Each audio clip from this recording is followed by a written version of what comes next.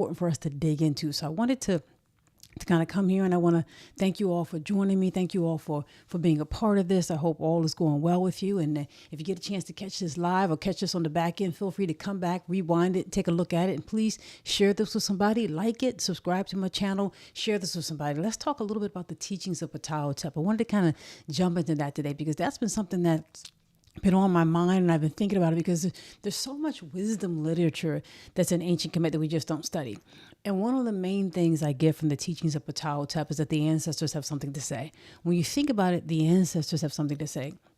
So it doesn't matter where you are in the world, where you may be, around the world. You may think, oh, that's not connected to me, or that is connected to me. You don't have to be connected to someone physically to get something from what they're saying. There are many people who lived on earth long before we did, long before you did, who have many important things that you don't have to be connected to Jesus physically from a physical standpoint to be connected with them and to get information. You don't have to be connected with many of the famous people, it's Muhammad or Moses or Buddha or many people you may think about who are very significant. You may not be connected with them physically, although we are all connected. Literally, we all literally are connected and share the same great grandmother and father, if you will, in Africa. So we are literally connected.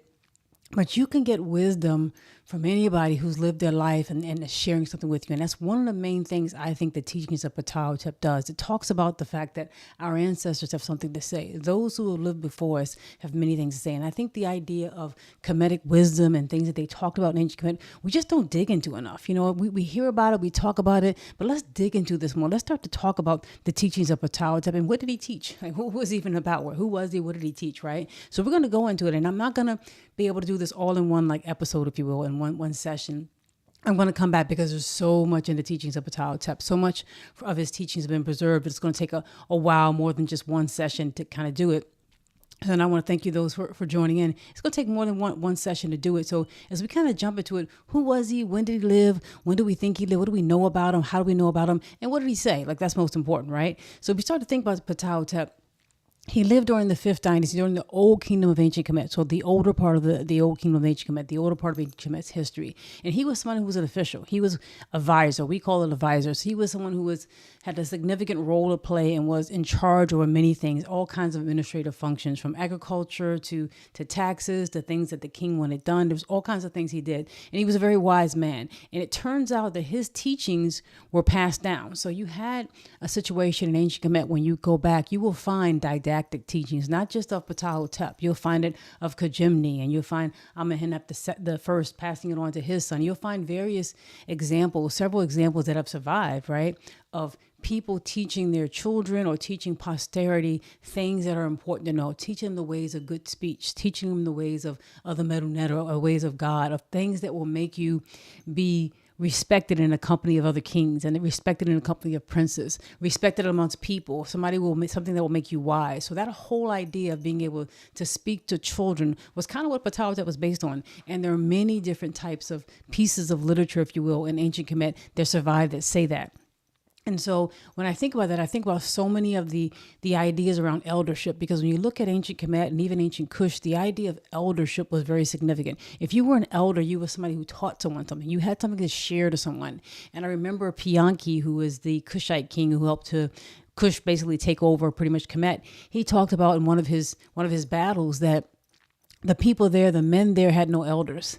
The men and the women there had no elders. There was nobody to teach the people who were the adults how to be an elder. The people who were growing up, how to be respectful, how to be elder, how to be wise, how to be men, how to be women, and that their cities were therefore filled with children. That if you don't have people to teach others how to grow up, how to be adult, teach them things that are important, you'll have a city being run by children. And when I think about that, it becomes significant. And I'd love to hear any comments you have, anything you want to share, in terms of your idea on teaching the Ptahhotep or things you want to hear. Just let me know. But he began to really focus on the significance of what elders and ancestors have to say to those who are living and to the future. And so that becomes a theme that's in African history and Kemetic history and Kushite history. It's a theme that passes all over the world that we just don't talk about. A lot of times we don't respect our elders. We really don't listen to them. There's a lot of things they have to say, and sometimes we just don't listen, and we don't take it to heart.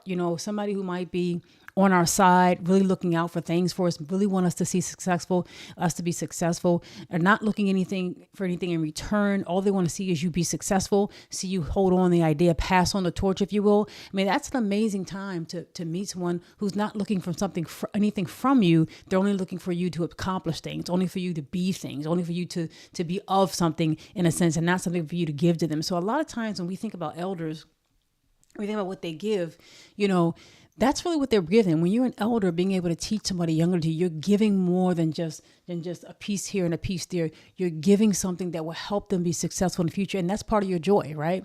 And so he talks about the teachings of Ptahhotep. He talks about that he wants to give instructions, and he talks about being in old age. So he talks about being like 110 years old, which is old. It's old today. If you live, God willing, to be over 100 years old, be 110 years old. He talks about how the bones are painful, and that everything that you used to enjoy in your body becomes evil. As we talk, as you get old, things that you even taste and smell and even standing up can be hard and difficult when you get to be old age. So everything that the body does in old age is evil, is essentially what he says.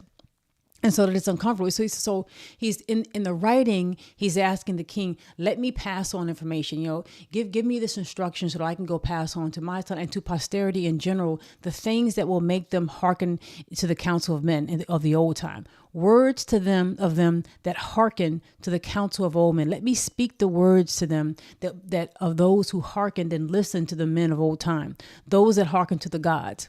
I pray to let this be done, that sin may be banished from among the persons of understanding, that many lands may be enlightened. So he's saying, let me pass on the knowledge that other people got when they listened to older people, when they listened to the people who listened to God. Let's pass on it, because there were people who actually listened to God. There were people who actually listened to older men and older women, and they had a set of knowledge. I mean, we all probably have experienced that. Maybe your grandmother, your great-grandmother. I know that my grandmother, they just had all these different sayings, all kinds of things that she would say, and it make you think, right? Before the rooster put his shoes on, or something in the milk ain't clean. And she would say various different things that would really make you think and give you more insight into a certain situation, into a certain thing that was going on. So as you start to think about it, that's what the roles the elders played. And a lot of times, we have, this is my thought, so you guys can tell me what you think, because I'd love to hear what you think in the comments. There are a lot of people who are older who are just trying to be younger, be like young people. Doesn't mean that you can't be young. Doesn't mean you can't live your life, being happy your whole life. I'm not saying that. But there's a lot of people who forsaken eldership. It's a difference between wanting to have fun your whole life than it is to trying to be like somebody who's acting silly. That's what I'm saying. So it's nothing, and it doesn't mean that all young people act silly. But if there are things that you do when you were young, people always say that, if I knew, now back then I would have been better. I would have known, because sometimes youth is wasted on the young. We have a lot of young people with a lot of energy, but sometimes we're taught by music and materialistic things not to pay attention to wisdom. Go out there and maybe smoke or do drugs. I mean, songs put that out there all the time. You don't even have to look very hard. Just Google something. You look it on YouTube. You can find out all kinds of messages being sent, in particular to young people, to tell them to do things that are reckless with their bodies, so to speak. And then we find, as we get more and more into this culture, we find older people acting like the young people, smoking or drinking or doing all kinds of things that are hazardous to their health, not really being an example. And so you look around in a room and nobody's the elder. Where is the wisdom? And this is kind of what Ptahhotep was saying. Let me speak to the future. Let me tell them let me talk to the people who will carry the society on forward. I had a chance talking with someone one time, and they were talking about a group of people who were trying to organize, and they were doing something, and some of the people who were organizing decided to basically get drunk or something. They got drunk because they were trying to do some type of organizing thing, and then something happened where they tried to respond because somebody was knocking at the door, and nobody had the reaction time, because they were all high. Nobody had the reaction time to respond to what happened in the room, because they were all high. They were all drunk. And these were people who were trying to kind of, be active. This was years and years ago. Somebody was telling me about this, an experience that they had. They were telling me this. And I was thinking, when you think about what Ptahhotep is saying there, to let me speak to the children, let me speak to the future, to those who will listen to the men who heard the words of God, those who listened to God, let me tell you what they said.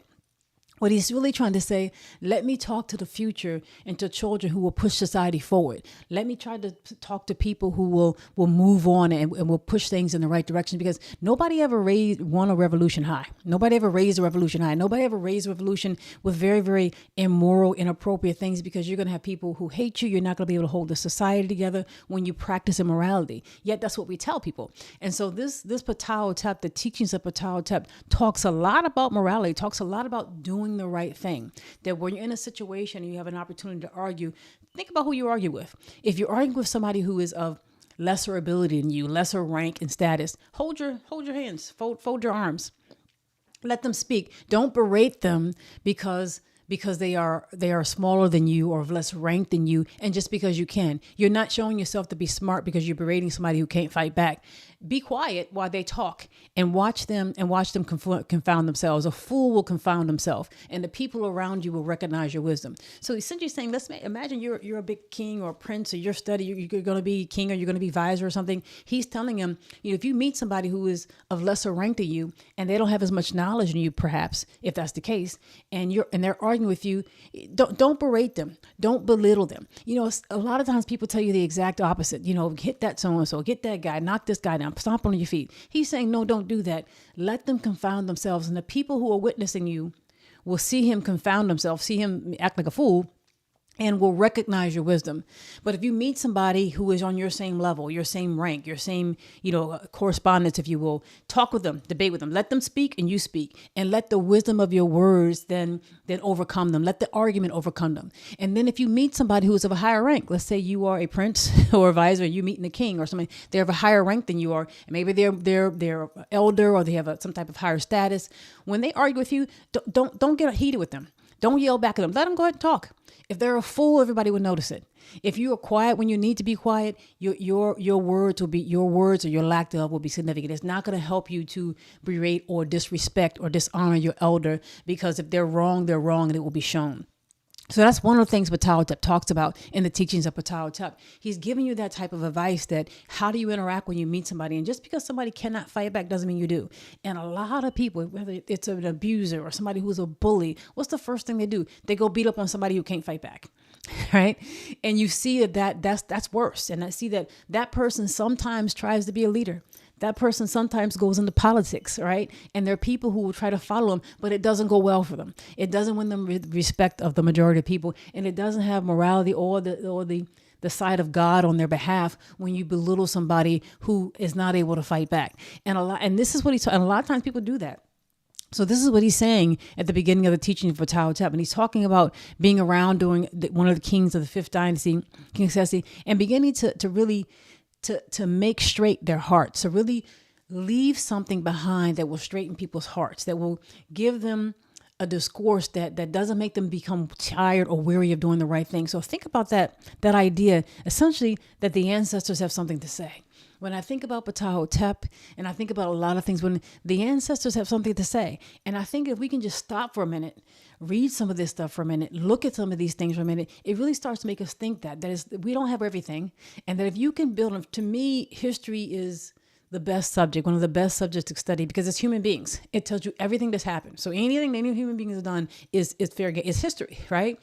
And Malcolm X said this, right? And I know it's a part of Nation of Islam, but he said, of all of our studies, history is best qualified to reward our research, right? You're going to get the most out of history because you have such a vast things to learn about, so many things to learn about, so your ancestors can teach you. They have something to say, and that's what Ptahhotep is saying. And so as I read through this, and I'll kind of skip over because I kind of included the Shabaka stone, as we talked about before, in the Memphite theology with respect to Ptah, as Ptahhotep is named after him. He started to talk about, he's giving Proverbs now. He started to talk about, let me give you really specific things, because those who believe these things, those who listen to the words of God, those who listen to the words of right, they will not be ashamed. It will be to their glory. Those who forget these words or shun these words and take them off, it will be to their shame. So this thing, he's just opening up and say, you have a choice.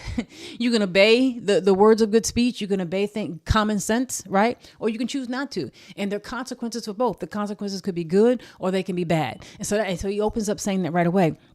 And one of the things he said, one of the very first things in the first part of the speeches, if you will, he says, be not proud because you're learned. Don't be arrogant because you have an education, or because you have some type of status, or you own a car, or you think you're somebody. A lot of people in this society, in this day and age, materialism means success. We think because somebody has a lot of money, they're therefore smart. And that's a crazy thing to me. Think about it. Think about how many people you know right now, or who are in the media, or who you may know, who have a lot of money, but don't have a lot of morals, who have a lot of money and whose life you do not want to mimic. But so many of our children look up to people just because they have money and no morals.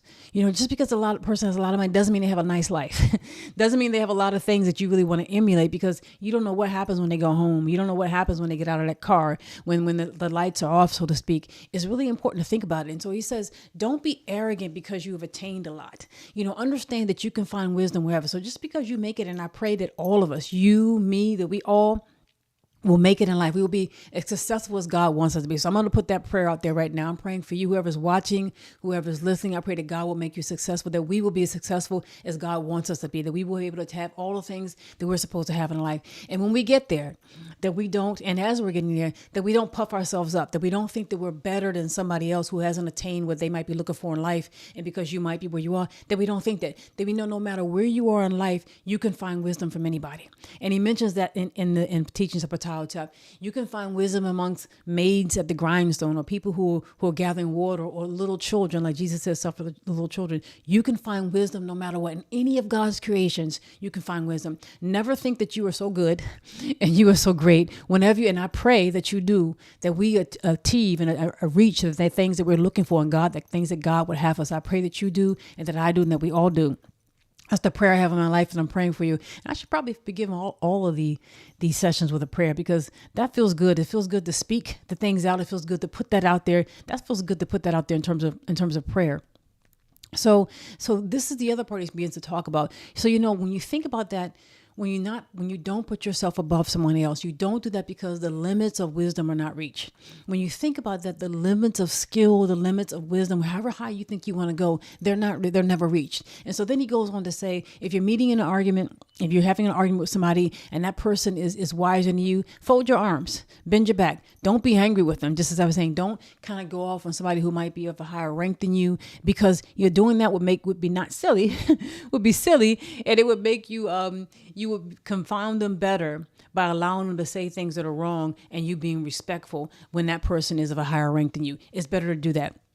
Don't even oppose him when he speaks, because if he addresses you if he's ignorant of a matter, then your humbleness will bear away his intentions. Sometimes humility is a better defense. Sometimes you're in a situation where you have to fight head on. Sometimes you're in a situation where you need humbleness. And sometimes if that person is of higher rank to you and they're talking foolishly, your humility will embarrass them. Your humility will be what makes you win. So I just wanted to share that. I wanted to kind of share some of the teachings of Ptahhotep. We're going to get into more. I'm going to talk more about this and dig into more aspects of it, because there's so many things here. There's so much here. I thank you so much for watching. Please share this with somebody, and let me know if there are other things you want to hear about in terms of want to talk about in general, whether it's respect to Ptahhotep or anything that's out there. So I very much appreciate it. Thank you so much for listening, and God bless you.